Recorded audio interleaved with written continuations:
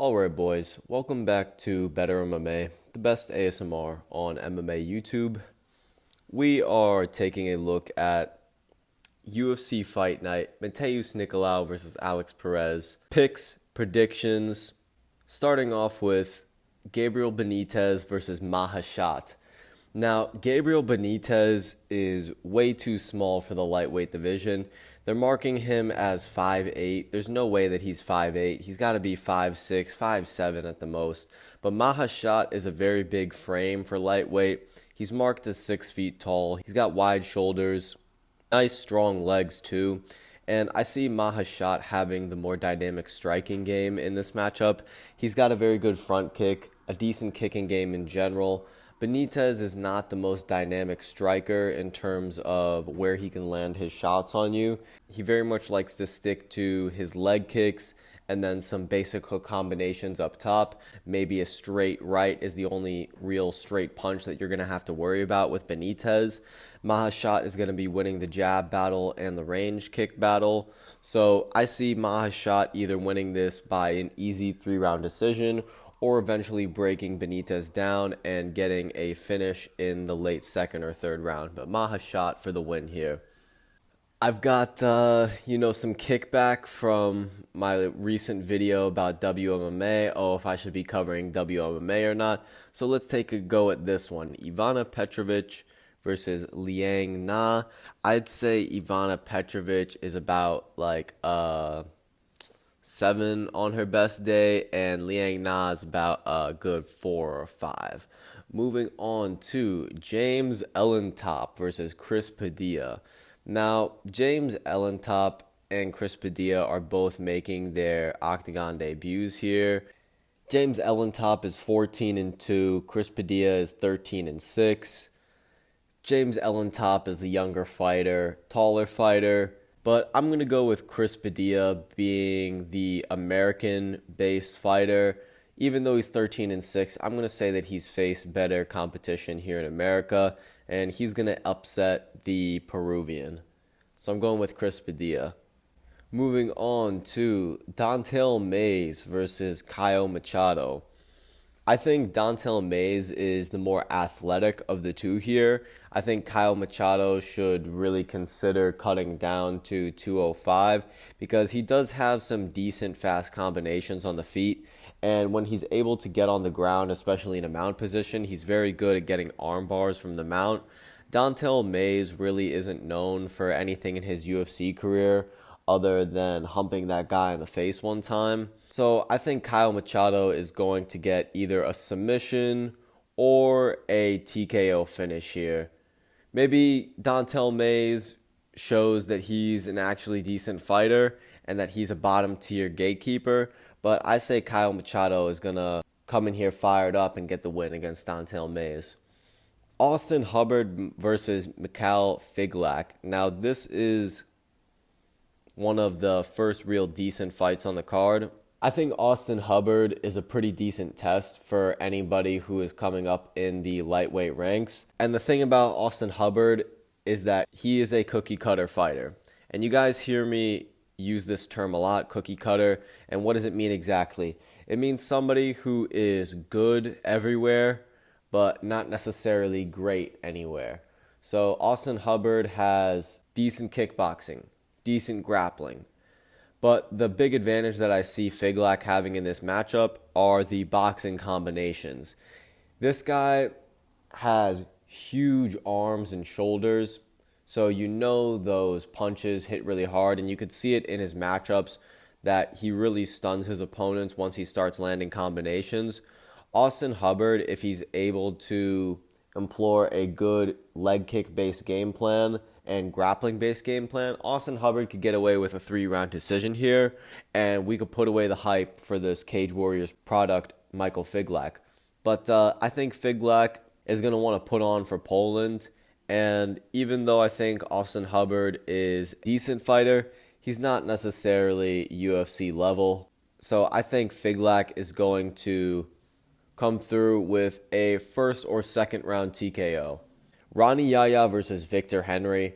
You have to go with Victor Henry in this matchup because you got to think that the luck has eventually got to turn his way. He's been looking for these moments all throughout his career to really break into the top 15 conversation. He wasn't able to break through with his fight with Asuncao.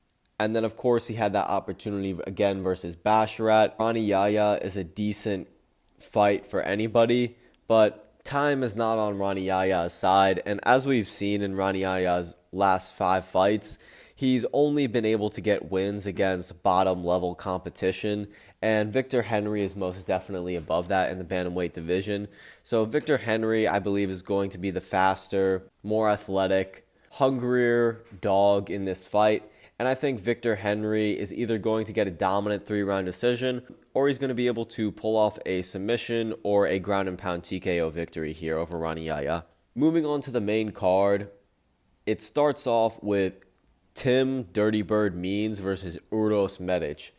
I like this fight a lot for Tim Means because this is the classic Tim Means fight where everybody's going to be picking the more athletic, more technically sound, who has more finishing potential than Tim Means. But as Tim Means has made a career of, he will clinch fight you, he will push you up against the fence, he will grind you out, and he will make you tired over 3 rounds. And it's what's given Tim Means wins over younger guys like Andre Fialho, Mike Perry. I think Tim Means is going to make this a very fun fight for us. Don't be so surprised if it is a close fight because Tim Means always has a way of making his fights close simply because he sticks on to you and he puts on so much pressure. But I see Uros Medic having the ability to either catch Tim Means with a good knee or some good shots to the body, breaking Tim Means down, and eventually getting a TKO here.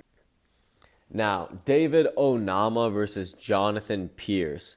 They certainly want to push Onama because he likes to throw big shots and knock people out. But as we've seen in his previous fights, he does not have the elite cardio to really stick with any of the top 15 featherweights. So if Jonathan Pierce is smart and doesn't mess around with Onama on the feet, he should be able to out-wrestle and control Onama for 3 rounds and easily get a decision win here. Onama could catch Pierce with a big shot on the feet, or Jonathan Pierce is going to get a 3-round decision here. I'm going to go with Jonathan Pierce by decision, but I wouldn't be surprised if Onama gets his way with a knockout here.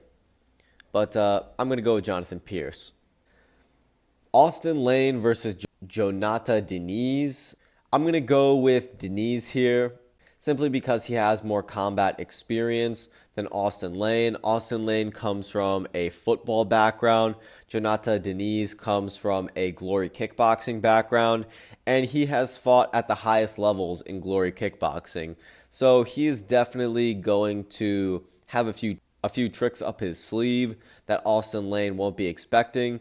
And overall, I'm just going to trust Diniz' fundamentals to be there over the 3 rounds, where Austin Lane's fundamentals won't be there because he's transitioning into combat sports, whereas Diniz has been trained in this for quite some time. So I'm going to have to go with the veteran Diniz by a 3-round decision or KO TKO.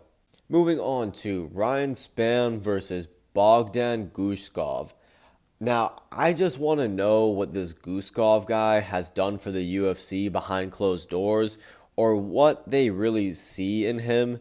He immediately got his opportunity in the top 15 versus Volkan Oezdemir, lost that bout by a first-round submission, then got a first-round TKO over Pauga. Now they're shooting him right back up into the top 15 with a shot against Ryan Spann. Now, Ryan Spann is either going to KO TKO this guy with a 1-2 down the pipe, or he's going to get Guskov in a guillotine.